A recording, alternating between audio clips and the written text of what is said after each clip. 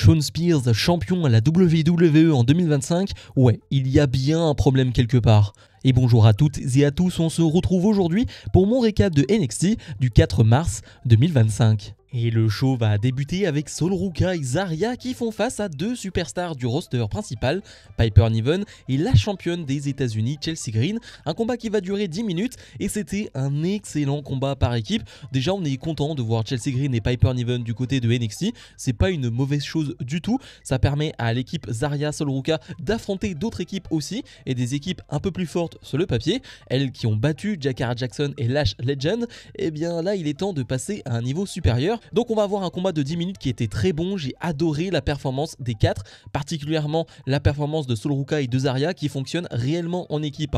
On sent qu'il y a un vrai travail dans cette équipe, on sent qu'on a vraiment bossé des prises, bossé des combos, il y a une alchimie qui s'est créée. J'étais vraiment pas pour sur le papier l'alliance Sol Ruca-Zarya, je pensais que ça allait les freiner les deux dans leur ascension en solo, et bah finalement je suis plutôt convaincu par ce qu'elles font sur le ring. Une Zarya qui est encore une fois très impressionnante, qui arrive à porter Piper Niven sur ses épaules comme si de rien n'était.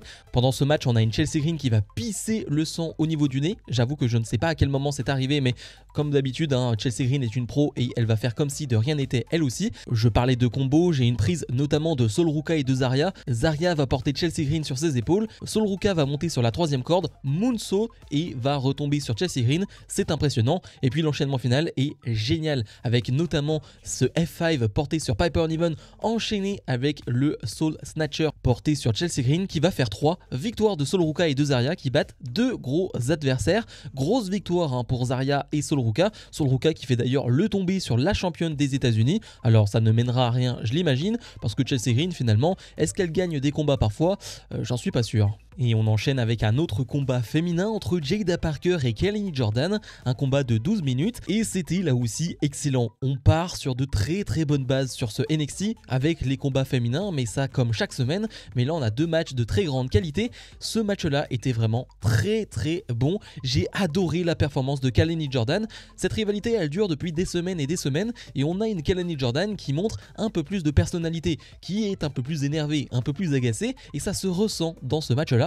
Parce que c'est clairement elle qui va mener la danse et de toute façon c'est elle qui a plus d'expérience avec Jada Parker, même si Parker est vraiment très bien en ce moment. Jordan est quand même celle qui a le plus d'expérience et elle va le montrer, elle va vraiment dominer ce combat et comme je le disais elle va être un peu plus agressive. J'ai notamment un énorme coup de la corde à linge porté au tout début du match, ça c'est pas le genre de prise qu'une Kelly Jordan aurait porté il y a quelques semaines voire quelques mois. Et bien elle le fait, même un stomp sur le dos de Jada Parker, ce genre de prise là. J'ai notamment une descente de la cuisse aussi en tête que je ne pourrais même pas expliquer parce qu'il y a une espèce de rotation.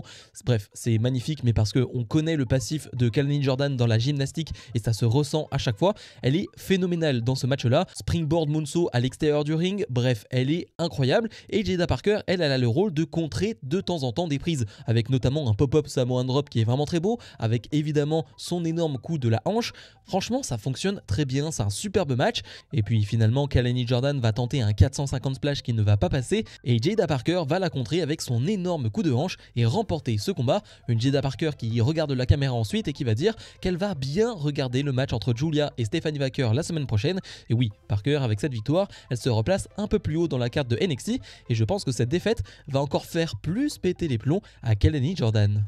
Matt et Jeff Hardy sont sur le ring pour une promo. Ils sont très heureux d'être du côté de NXT et d'être de retour à la WWE. Ils vont être très rapidement interrompus par Hank Walker et Tank Ledger parce qu'ils veulent des conseils de la part des Hardy Boys.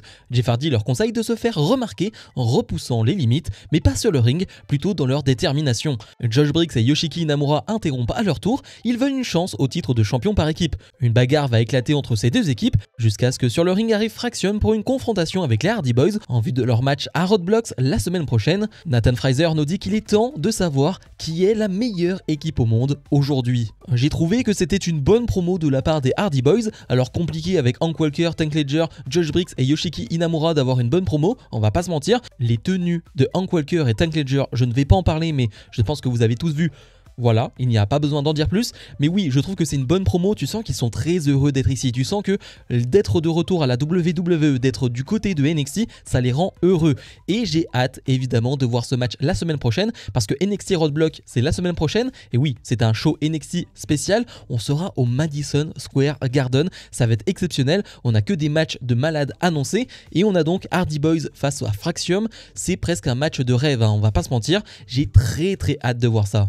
Jordynne Grace fait face à Cora Jade, à noter que la championne TNA Masha Slamovich est dans les tribunes parce qu'elle va affronter Cora Jade d'ici quelques semaines lors d'un PLE TNA et finalement malheureusement on va pas retenir grand chose de ce match, ça part plutôt pas mal avec une grosse domination de la part de Jordynne Grace, mais dès qu'on va revenir de la pub, alors que Cora Jade a repris l'avantage, eh bien le match va s'arrêter et on va donner la victoire à Jordynne Grace parce que malheureusement Cora Jade est réellement blessée. Alors on en sait un peu plus concernant cette blessure, elle est blessée au niveau de la tête et elle l'a dit sur ses réseaux sociaux et on est un peu rassuré. Non, ne vous en faites pas, ce n'est pas mes genoux qui sont encore impactés, non, c'est ma tête, je suis juste mal retombé. On espère que ça va aller, on espère que c'est simplement entre guillemets une commotion cérébrale et que cela va aller mieux dans les prochains jours, prochaines semaines, parce que ouais, ça fait beaucoup pour Cora Jade. On espère que c'est pas quelque chose de grave qui va l'empêcher d'aller affronter la championne de la TNA. Un peu déçu évidemment parce que j'aurais aimé en voir un peu plus de ce match et Cora Jade, je pense qu'elle a besoin de ce type de match-là. Elle a besoin de ce type de match-là face à des grosses superstars comme Jordynne Grace et malheureusement, elle va pas pouvoir prendre cette expérience-là. On lui souhaite évidemment un bon rétablissement. Trick Williams fait face à Kyle Dixon. Kyle Dixon qui est accompagné de Uriah Connors. En gros, ces deux hommes-là sont des fans de la Chase University et voulaient parler à Ava, sauf que Trick Williams voulait parler à Ava. Et on sait que Trick Williams en ce moment, il est un peu sur les nerfs, il est un peu tendu et du coup, il s'en est pris à eux. Et c'est pour cela qu'on a ce match, un match qui ne va pas durer finalement quelques secondes. Trick Williams va porter un énorme coup de genou, va se jeter sur Kyle Dixon et l'arbitre va arrêter le combat. Après le match, Trick Williams va prendre le micro et challenger Eddie Thorpe. Eddie Thorpe va venir et y accepter un match, un NXT Underground match dans 2 semaines. Alors j'aime beaucoup ce changement d'attitude de Trick Williams, c'est quelque chose que j'apprécie, c'est quelque chose d'important dans son personnage et je pense que ça va l'aider pour la suite de sa carrière. Évidemment, j'aime bien le côté agressif, j'aime bien le côté on est à la limite du heel turn. On n'y est pas encore, évidemment, il affronte Eddie Thorpe donc on n'y est pas, mais ça pourrait arriver à n'importe quel moment. Le problème c'est qu'il est encore face à Eddie Thorpe et moi Eddie Thorpe j'en ai rien à faire, comme je le dis chaque semaine, il ne me procure aucune émotion, rien sur le ring, donc j'en ai pas grand chose à faire. On verra bien ce que ça donne ce NXT Underground match entre les deux,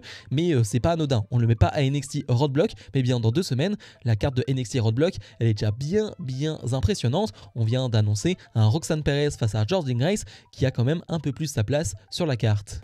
Et dans le main event, Tony D'Angelo défend son titre de champion nord-américain face à Shawn Spears dans un combat d'un peu plus de 10 minutes. C'était un match correct. Je vais dans le correct parce que je trouve que techniquement il n'y a pas grand chose à dire sur ce combat, même si j'aime beaucoup Tony D'Angelo et je trouve que ce qu'il fait, j'ai l'impression qu'il le fait au mieux, j'ai l'impression qu'il ne peut pas faire mieux avec Shawn Spears aujourd'hui et que le public de NXT réagit plutôt très bien au combat. En fait le combat est quand même sauvé par tout ce qu'il va se passer à l'extérieur du ring, par l'overbooking de ce match, parce que sur le ring il n'y a pas grand chose à en dire. Et oui, parce que ça va se jouer à l'extérieur du ring avec des interventions des deux clans et tout ça va se jouer avec un Stax qui va faire une bêtise. Et oui, il va être poussé par Shawn Spears sur Tony D'Angelo. Tony D'Angelo va retomber sur une chaise à l'extérieur du ring et on pense que cela va faire 3 et non, cela fait que 2,99. Là c'est déjà un gros moment de ce combat, le public est debout à ce moment-là et ça se comprend parce que là on se dit que ça va se terminer là-dessus. Et bien presque, parce que finalement tout de suite après, Tony D reprend le dessus mais son dos va lâcher, il ne peut plus et c'est à ce moment-là que Shawn Spears va en profiter pour faire un tombé et gagner ce combat et devenir le nouveau champion nord-américain, ce qui prouve qu'il y a quand même un problème dans cette division masculine. Shawn Spears, champion nord-américain à NXT, c'est problématique pour NXT. Shawn Spears ne devrait pas être champion nord-américain en 2025, ne devrait pas être champion à la WWE en 2025, ce n'est pas normal. Ça prouve encore une fois que tu as un problème de booking dans ta division masculine,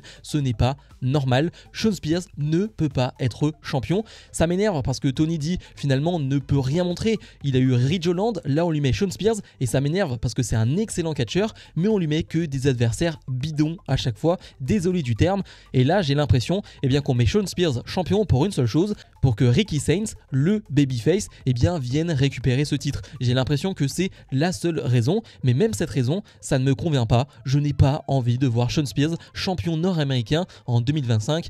Bref, c'est une fin de show immonde pour moi. Bilan de ce NXT, de mon côté on sera sur un 7,5 sur 10. J'ai globalement adoré la première partie du show, avec notamment les 2 combats féminins d'affilée qui ont été excellents, c'était un superbe début de show. Ensuite le segment, ce qu'il s'est passé autour de la division par équipe, ça m'a pas dérangé, j'ai trouvé ça plutôt pas mal et la promo des Hardy était vraiment bonne. Et puis après ça allait de moins en moins bien, alors dû à la blessure de Cora Jade malheureusement, mais l'histoire Trick Williams Eddie Thorpe, je suis pas emballé, même si je suis emballé par le changement de personnage de Trick Williams. Et puis la finalité, ça je ne peux pas. Vraiment, je ne vais pas revenir dessus, mais Shawn Spears, champion WWE en 2025, ça je ne peux pas. C'est quelque chose que je ne peux pas accepter du tout. Encore une fois, la division féminine a sauvé ce show, comme toujours, mais il faut vraiment faire un truc pour cette division masculine. Ça ne va pas, on le dit chaque semaine, mais j'ai l'impression qu'il n'y a aucun changement. Comme d'habitude, je vous invite à mettre un maximum de pouces vers le haut, à vous abonner, et nous on se retrouve dans la semaine pour d'autres vidéos. Salut, salut!